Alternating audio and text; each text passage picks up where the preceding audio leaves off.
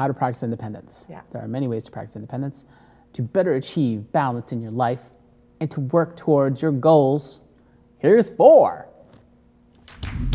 Hi, welcome to Enter the Bunker, where we launch you into thriving. Each week we talk about a different virtue that can be used as a building brick to build your own personal bunkers. We share personal stories, as well as tips and tricks to help you thrive instead of survive.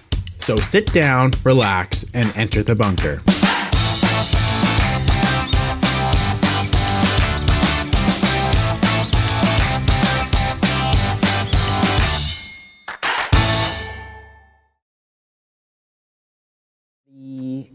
Welcome everybody. Today is the how-tos of independence. We are going to go over the 4 practical ways which you can build the building brick of independence so that you can thrive in today's world. Woo woo. All right, so we'll go through them all 4 and then we'll talk about each one individually, as per usual. Awesome. So the first one is number 1, get to know yourself.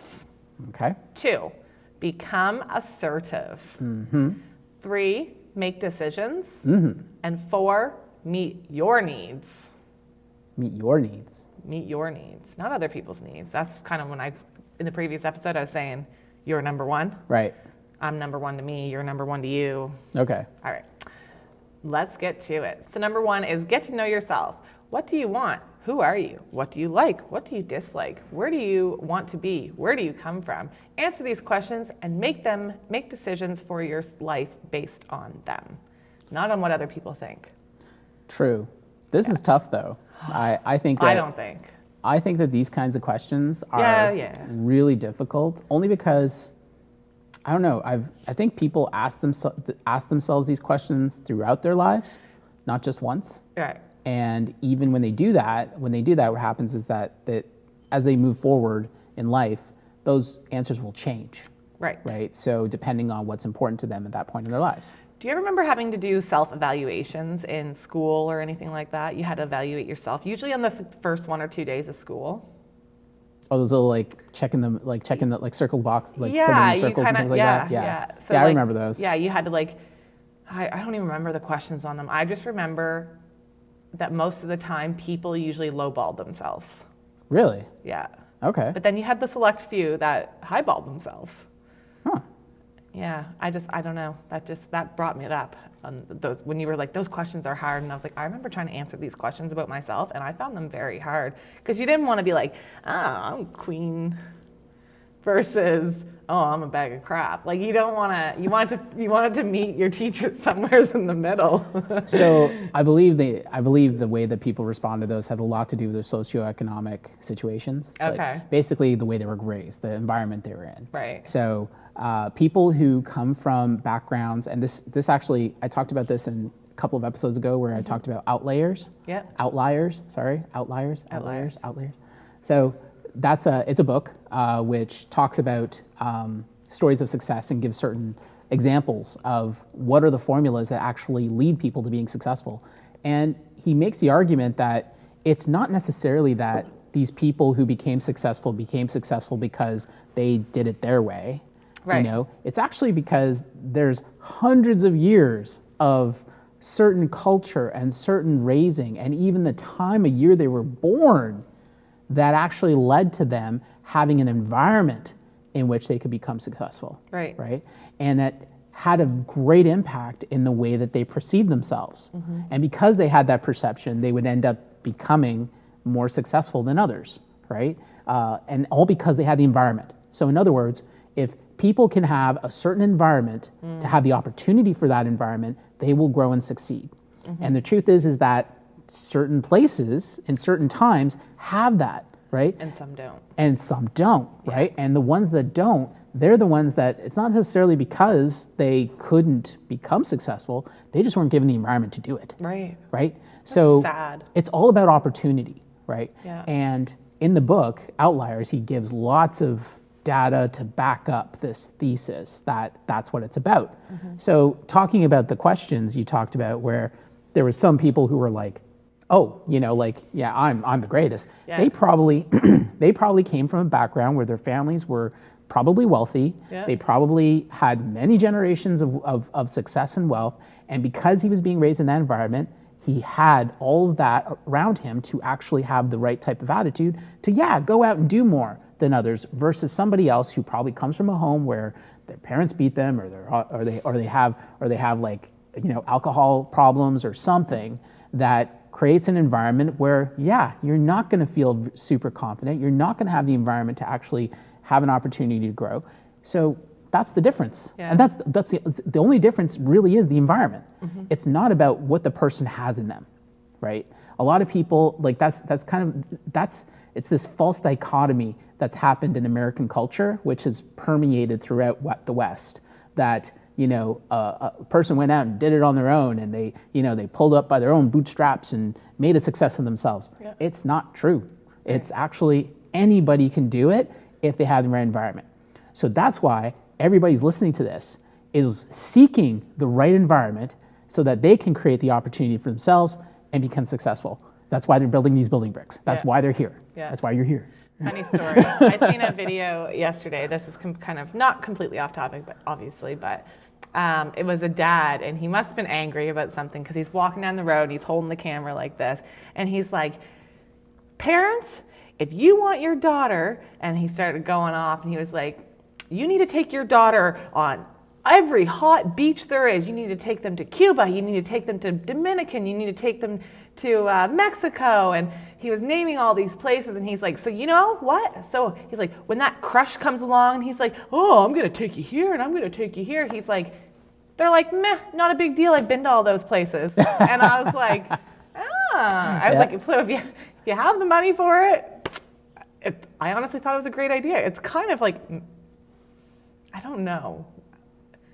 I was going to say manipulating, but it's not. But I guess it's just showing them the world and showing them that their boyfriends or their significant others aren't the only ones who can do these nice things for them. Like, they can do it too when they're put in that environment. So back to independence. Yeah. If they have had these experiences, that becomes a part of their truth. Yeah.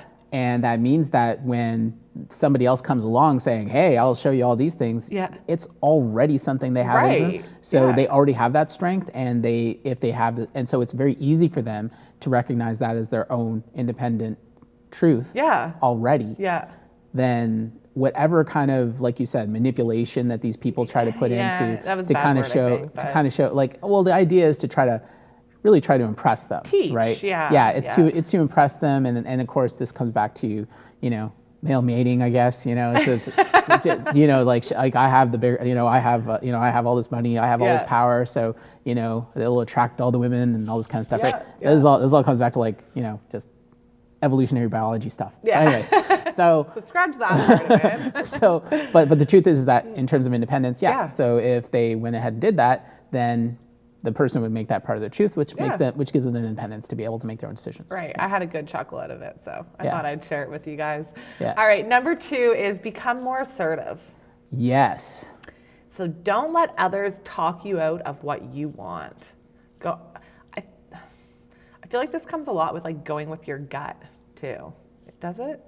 Being assertive. Like, I guess the part of don't letting others talk you out with what you want to do. So if you have, like, a gut feeling and you know that that's the right way to go, you need to be assertive about that and not let anybody else persuade your idea or your way that you want to do stuff.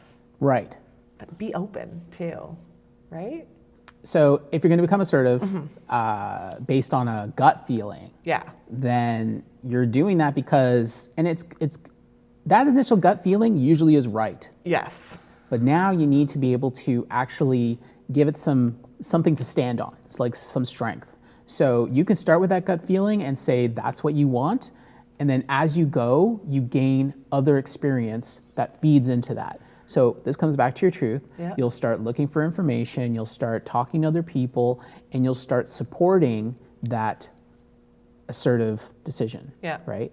And if you can do that, you end up making much better quality decisions for your life that are going to lead to more happiness and more success. If you are not assertive, if you continue to, again, talk to others and be like, "Oh, is this okay? then Like what I just did. you literally just did this after the show, right? You What literally was it over? What was it over? Was it okay that I got emotional? Oh, yeah. That's so funny. I know I need to work on independence. I've come a long way, but Yeah, so it's something you can always build, I feel like. yeah. Yeah. So the truth is that if you become assertive with what it is you want, Yeah. then that's what builds your independence. Yeah. Interesting. So become more assertive. Yes. I feel like that's probably like one of the number one things to practice independence, for sure. It is. It's also probably the hardest Yeah. because Yeah. people don't like confrontation. Yeah. And because they don't like confrontation, they'll tend ask to for permission. They'll ask for permission, or they'll back down, or I just don't want to get into an argument, so I'll just agree. Right? That's Right. what happens. And then when they do that, what's happened is that they've just taken away their what they want, and again they've given it to somebody else. Yeah. All because of actually it's all comes of fear, and sometimes the fear is not even justified. Fear is literally nothing. It's all a construct of your imagination, right? So you've literally just imagined something, worried about you're going to have confrontation, so you continue to do what you don't want, right? And then denying denying the truth that you have. So if you're assertive though, then you stand by that. You have to have the strength to do it. And when it comes to the confrontation, just let it go. Like if it ever happens, just let it happen, right? But hold on to your truth and know that that's the truth, and then you can act, and then you practice your independence. And I feel like being assertive, you need to do that with kindness and respect. 100%. Yeah. Yeah. No, being assertive isn't being an ass. No, but Right. I feel like a lot of people would think that. Like they think That comes back to the fear, because then fear drives your assertiveness. because Yes. they're afraid that if they try to be nice about it, the other person, they already have a thing playing in their mind that the other person is going to come attacking them. Right. So what do? They jump and they try to be the first one to attack, and then not get into that position where they feel small. They're afraid of feeling small. Yeah. So they act out like an ass, right? And it's all because of the fear they project in their minds that they're being attacked. This is crazy. It really Yeah. is like mind opening. Yeah. Even for me sitting here talking about it right now. Interesting. And number 3 is make decisions. Don't hold yourself back from what you want. If you're worried about what others would think, don't worry about what others would think about what your choice would be. So pretty much exactly what I did in between episodes here is I asked for confirmation, but really that was me being my true self, and I shouldn't have worried about the emotionless that I showed. But at the same time, if that's not something, I don't know. I appreciate people's feedback because it opens my brain for a little bit more. But in the end, I feel like I'm going to do what I want to do. Right. Do you know what I mean? So it wasn't necessarily asking maybe how would I have asked that differently then? Ask what differently? Or what are we talking about now? In between episodes when I said, is it okay that I got emotional? Right. I didn't actually. Honestly, nothing can stop me. I'm an emotional blowhole. That's just me. But I guess I just wanted other people's opinions, so maybe I can maybe hold back on it next time. But in the end, I'm gonna do what I think is right, or my truth. Right. So but hearing other people's opinions, I don't necessarily feel like that's. Make your own decisions, but it's okay to ask people for their opinions, is what I'm trying to say. Yeah, but this has a lot to do with context, right? So Okay. in terms of asking for, the truth is that I feel like it's okay to ask people's opinions. Yeah. Sure, but I would do that after you've established your independence. Okay. Because if you continue to do that, Yeah. it's almost like going back into that comfort zone, and until you've learned how to break out of it, it's like continue to have those chocolate bars even though you're on a diet. Right. Right. So you just keep doing the same things, right? And the next thing you know, you're actually just trying to validate yourself. It's almost like trying to fool yourself into. It's fooling yourself on your independence initially, right? Once you get to a certain point where you're going to think what you think, regardless of what other people say, you make your own decisions. Yeah. Then it's safe to be able to actually seek out experts, or actually seek out people who are in places that are where you want to be. Yes. Okay, so that's where you have mentors. That's where you have Yeah. subject matter experts. That's where you have people who are clearly like, you know, you want to go to outer space, they're already there. Okay, so you want to be able to get their input, not because you need validation for your decision. You're getting their input because their input's going to help you get to where your decision wants you to be. You understand the difference? Yeah. So, But can you get their input, and what if they say something like miraculous, and then that changes your decision? then that becomes part of your truth. That becomes part of your truth. Yes. Right. So that's, but then again, it matters so much who you get this from, Okay. right? Yeah. If it's because you care about what they think of you, Yeah. then you're falling for validation Right. and giving up your independence. Yeah. But if it's like, you got something I need, you've got something, you know about something that really is going to help me for where I want to be and in terms of my decision to do this or to be that, then yeah, you talk to that person simply for the fact that getting that input to make that part of your truth so that you can make a very good quality decision. Okay. So you may have initially that gut feeling like we talked about earlier, and you need to be able to make a decision based on that.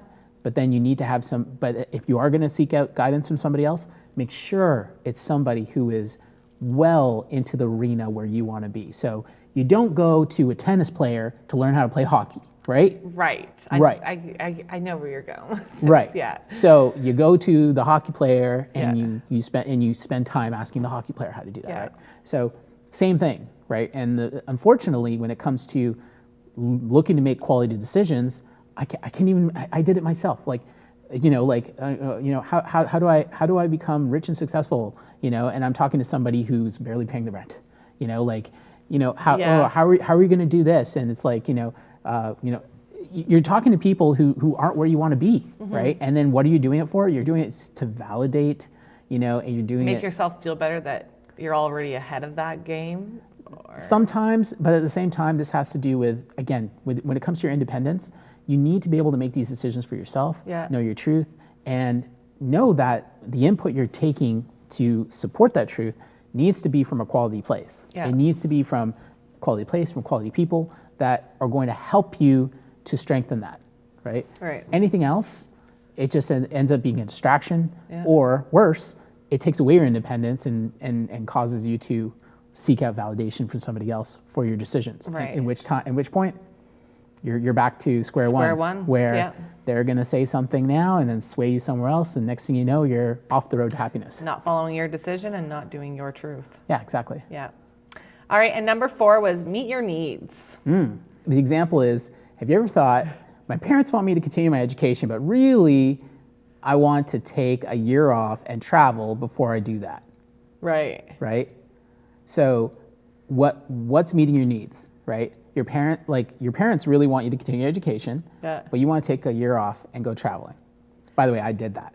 I didn't want to take anything right after school. I didn't go traveling, but I didn't want to take anything. And I didn't. I don't know if I met my needs or not, or if I should have taken, even my mom will say nowadays, she's like, I wish I had to put more pressure into you going to school after school. I wish I had to put more pressure in that, because she didn't put much pressure on that, is do what you want to do. Yeah. But I didn't know what I wanted to do, and I wasn't going to go waste thousands and thousands of dollars on something that I did not know what I wanted to do. So I don't know. I don't know. I don't know the answer to that question that you asked. I don't even remember what the question was. I'm getting completely off track here. So okay. we're talking about an example here. Yeah, go with the example again. So say the example. So have you ever thought, so a lot of people have experienced, Yeah. they want to travel for a year. My parents want me to continue my education, but I want to take a year off and go traveling. Yeah. Right? So that's very common for a lot of Yes. young people. Yeah. And it's fair, right? Truth is though, when that's the case, Yeah. whose needs are being met by you continuing education versus taking the time off? Is it your parents' needs or is it your needs, right?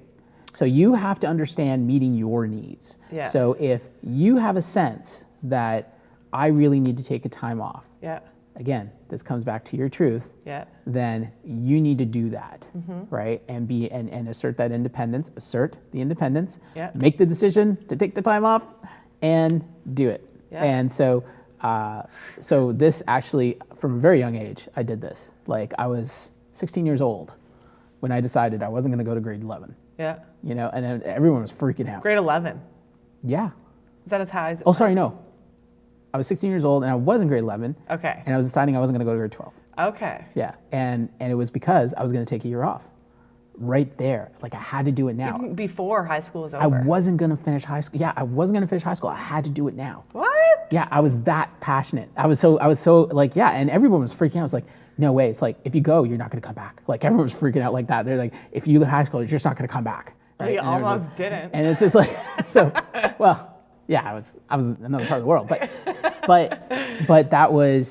I was just like, I guess I had that independence from a very young age where must have. I was very assertive and like everybody thought I was kind of joking at first, like my parents and everybody else. And I was just like, no, this is happening. And then when they saw that I went and got a full-time job and I was working nonstop and I was saving all my money and the year was coming up and I was like, yeah, I'm not going back.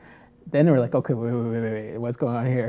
And then That's crazy. Suddenly there was like, now we had to have another conversation. And I asserted once again, I was like, this is going to happen. Like, and luckily enough, my parents were understanding enough. They were just like, okay, you're going to come back and finish high school though, right? And it was just like, as long as you come back and finish high school, I was like, yeah, absolutely. This wasn't about me saying poo-poo to education. This is about me having to do something that mattered to me very, very, very, very much. That's interesting. So so they agreed. And the next thing I know, just a couple of months later, I kept on saving up all my money. And the next thing I know, that year I took off and traveled by myself all the way across Europe, to Eastern Europe, Yeah.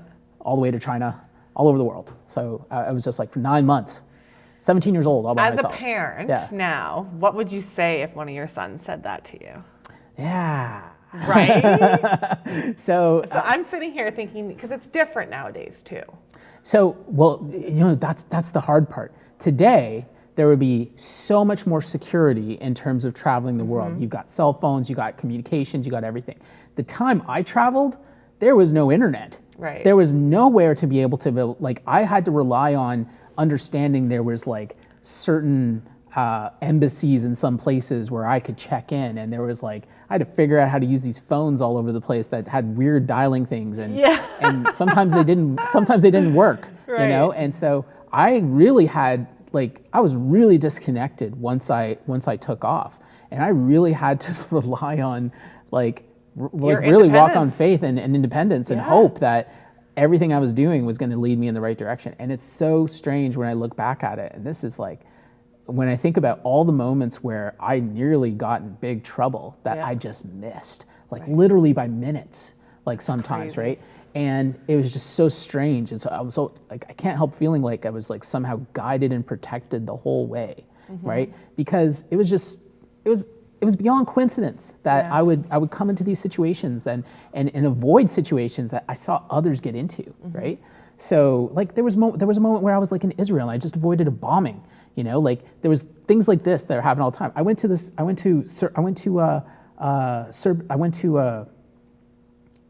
it Yugoslavia? No, I was in Serbia. And I went to a rally, a peace rally, that 2 weeks later got bombed.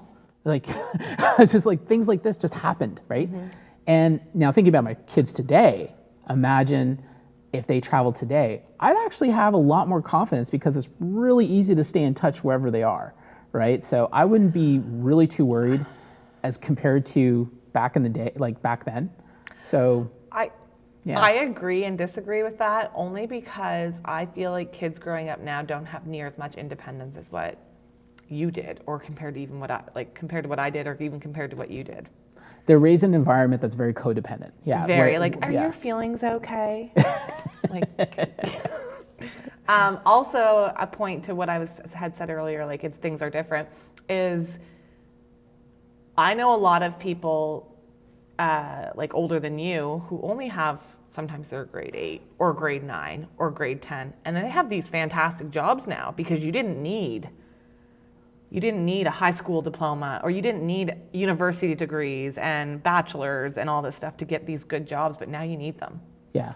So that's another thing about leaving high school for that 1 year. As long as like you're positive that they're going to come back and finish that high school diploma, I would think about it, which you were. Your parents must have had faith in you that you were going to do that, is probably the reason because thinking as a parent now, I'm like, frick no, my kids are going to finish school, then they can travel. They can wait 1 frickin' year. Yeah.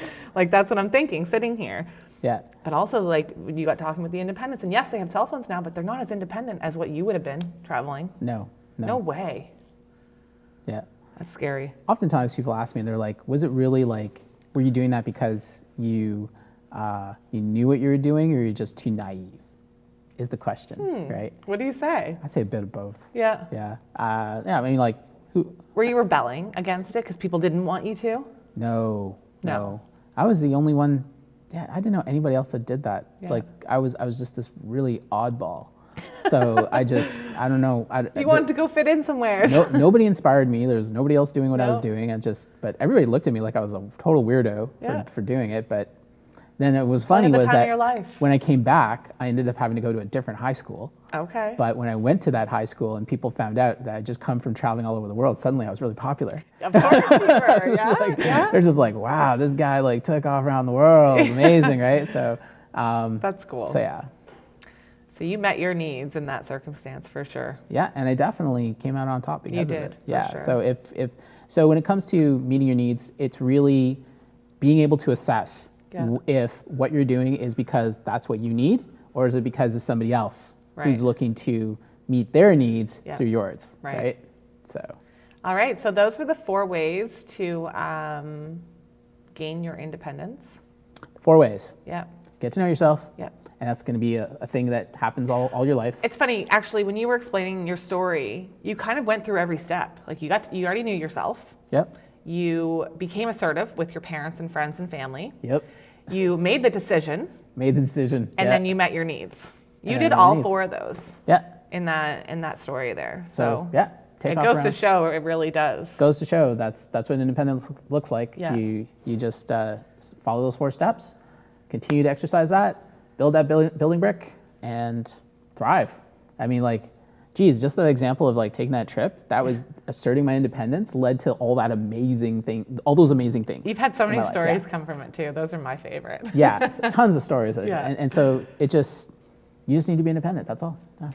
Okay, and next week we will be talking about wisdom. See you then, guys. Bye. Have a great day. Thank you for listening to Enter the Bunker. Make sure to follow us on Instagram where you can share your story and also look at behind the scenes of how we make our podcast. You can watch the video version of this podcast on YouTube by simply searching Enter the Bunker. Tune in next time as we launch into thriving.